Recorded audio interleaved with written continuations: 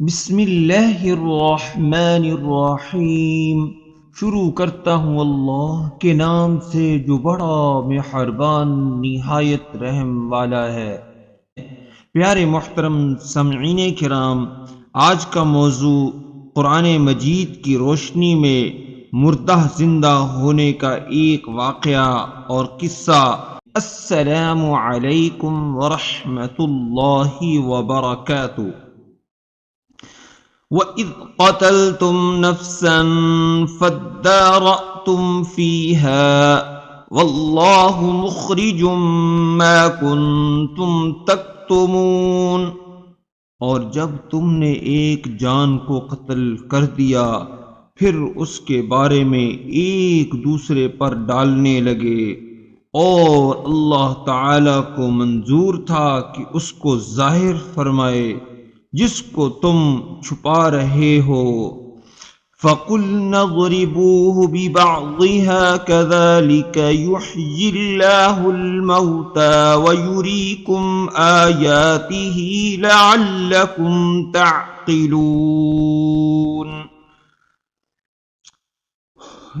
ایک کا ایک حصہ اس میں مارو، ایسے ہی اللہ تعالی زندہ فرماتا ہے مردوں کو اور دکھلاتا ہے تم کو اپنی نشانیاں تاکہ تم عقل سے کام لو۔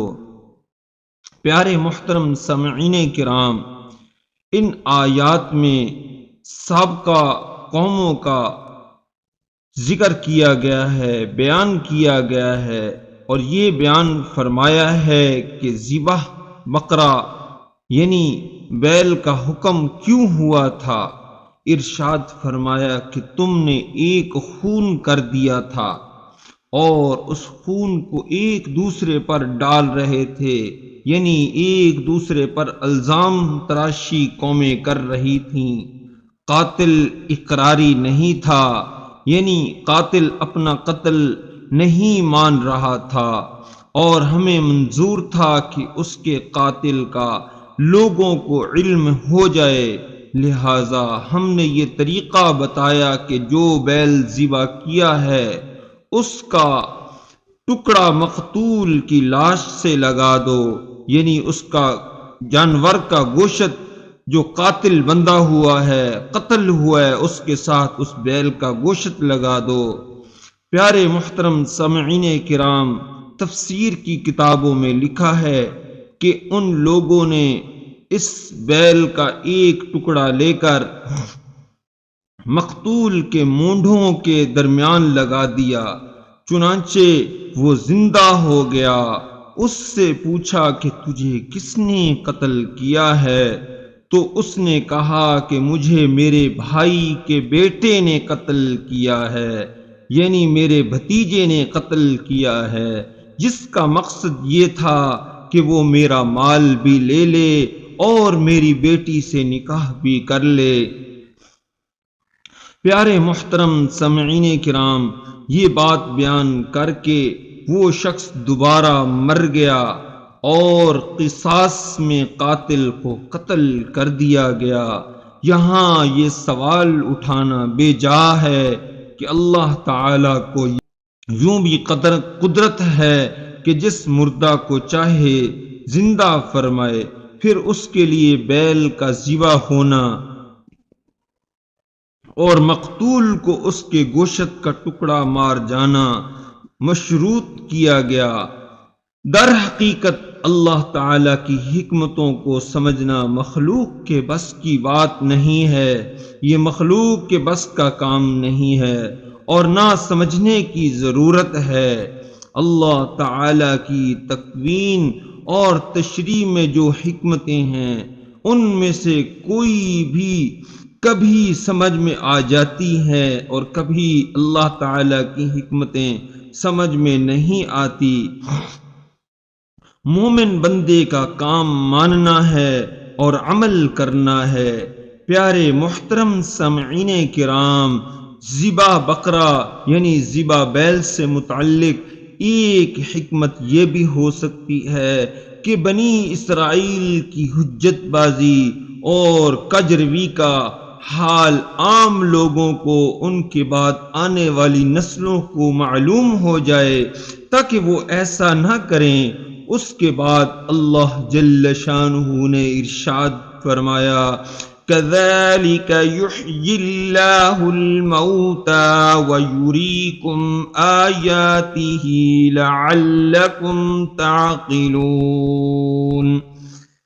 ایسے ہی اللہ تعالی زندہ فرماتا ہے مردوں کو اور دکھاتا ہے تم کو اپنی نشانیاں تاکہ تم عقل سے کام لو۔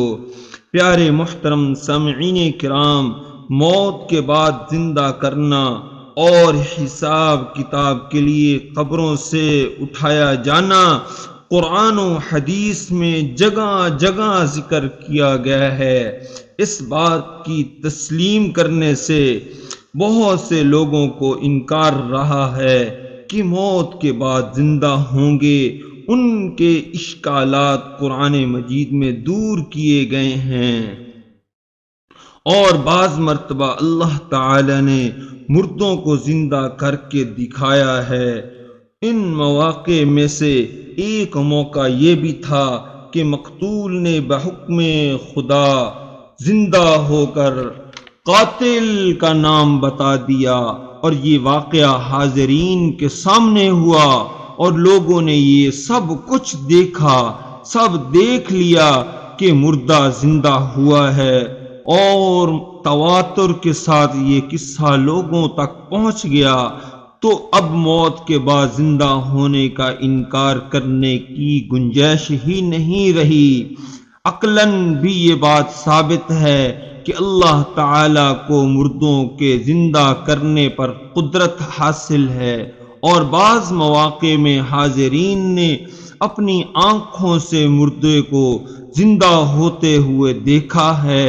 عقل کو کام میں لائیں تو انکار کی کوئی وجہ نہیں بنتی۔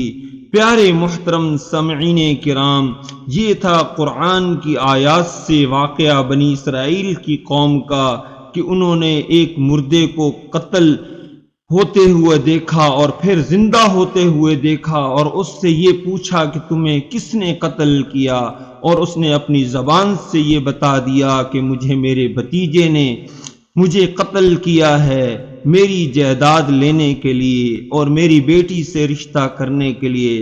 پیارے محترم سامعین کرام، ایسے واقعات مردوں کو زندہ کرنے کے انبیاء کرام کے کئی واقعات ہیں، اور آپ صلی اللہ علیہ وآلہ وسلم سے بھی کافی مردے زندہ ہوئے ہیں۔ امید ہے کہ آج کی ہماری یہ ویڈیو آپ کو پسند آئی ہوگی۔ ہمارے اس چینل اسلامک اردو KW کو آپ سبسکرائب کر دیں اور ویڈیو کو لائک کر دیں، اور کومنٹس میں اچھا سا کومنٹس لکھ دیں۔ وآخر دعوانا ان الحمد للہ رب العالمین۔